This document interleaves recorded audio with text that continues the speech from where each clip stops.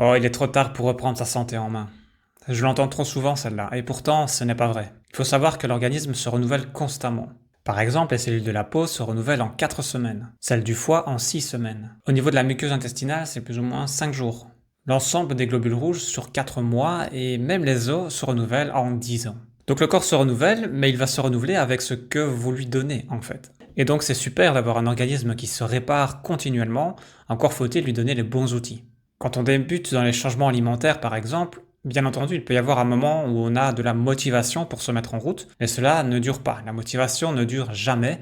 C'est pour ça qu'il est important d'alors entretenir une discipline pour continuer à mettre en place les nouvelles habitudes. Moi aussi, j'ai parfois du mal à tenir une discipline durablement. Cela dit, dans l'ensemble, j'arrive quand même à maintenir certaines disciplines comme la pratique du sport, les repas que je compose, ainsi que l'évitement de certains éléments qui ne m'intéressent pas, comme les sodas ou l'alcool par exemple. En fait, cette discipline devient naturelle lorsque l'on comprend pourquoi on fait les choses.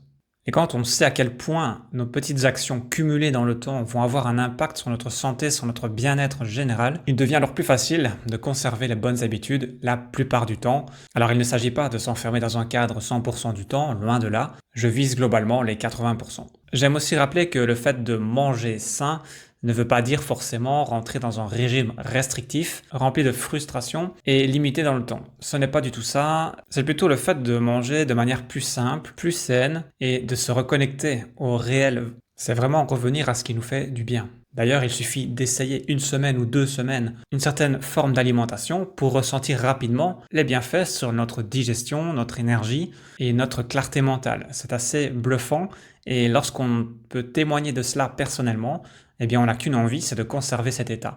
Et donc, on va progressivement aller vers ce type d'alimentation qui nous convient, qui nous fait du bien, en faisant le lien entre la théorie et les ressentis personnels, car on est tous différents, on n'a pas les mêmes besoins, on n'a pas la même génétique, on n'a pas le même microbiote, on n'a pas le même mode de vie, on n'habite pas forcément au même endroit, et donc tout ça va impacter également notre façon de consommer l'alimentation. Il ne s'agit donc pas de se copier tous les uns les autres, même s'il y a des bases globalement communes, on va alors avoir des petites différences selon notre profil métabolique notamment. Le grand problème aujourd'hui, c'est que la norme est le déséquilibre. On a rendu normal le fait de consommer des produits industriels transformés, hyper sucrés avec des additifs, des conservateurs, des colorants, de consommer plusieurs cafés ou plusieurs sodas sur la journée, de commencer sa journée avec du sucre. On économise du temps avec la technologie, mais on est de plus en plus débordé et donc on essaie de gagner du temps en cuisinant le moins possible et en allant le plus vite possible, en utilisant par exemple des plats déjà préparés que l'on réchauffe rapidement au micro-ondes. Et puisque la plupart des personnes autour de nous font la même chose, on ne se remet pas en question parce que ça semble être la norme. Mais ce n'est pas parce que la plupart le font que c'est bon pour vous.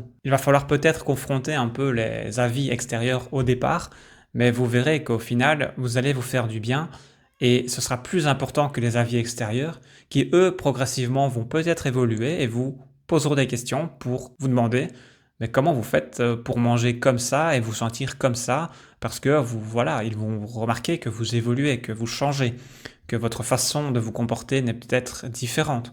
Peut-être que vous allez être plus calme, moins stressé, moins agressif. Et peut-être que vous aurez une apparence améliorée. Et donc ça va progressivement faire changer les avis extérieurs peut-être. Et personnellement, c'est un petit peu mon cas. Et je sais que ça peut être difficile. Moi aussi, j'ai connu ces moments-là d'inconfort où j'arrivais avec mon plat fait maison au travail.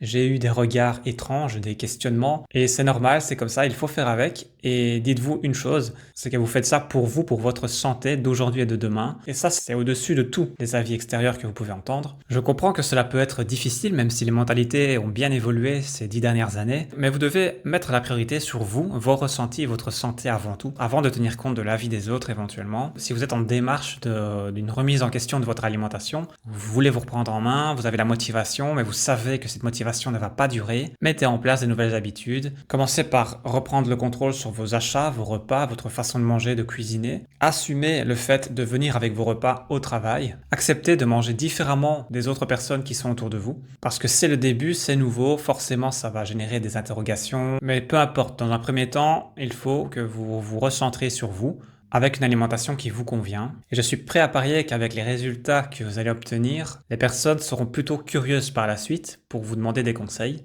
parce que vous allez tout simplement refléter vos changements de manière positive et ça va induire des questionnements plutôt que d'éventuelles critiques. C'est en tout cas ce que j'ai pu expérimenter.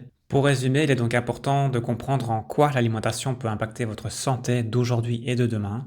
Suite à cela, votre motivation va se transformer progressivement en discipline qui va vous faire tenir la route durablement. Après quelques semaines de changement, vous allez rapidement ressentir des bienfaits qui vont également alimenter votre autodiscipline durablement. Progressivement, vous allez vaincre les regards extérieurs car vous allez gagner confiance en vous, en vos choix et cela pourra ensuite en intriguer plus d'un. Alors quand est-ce que vous allez vous y mettre?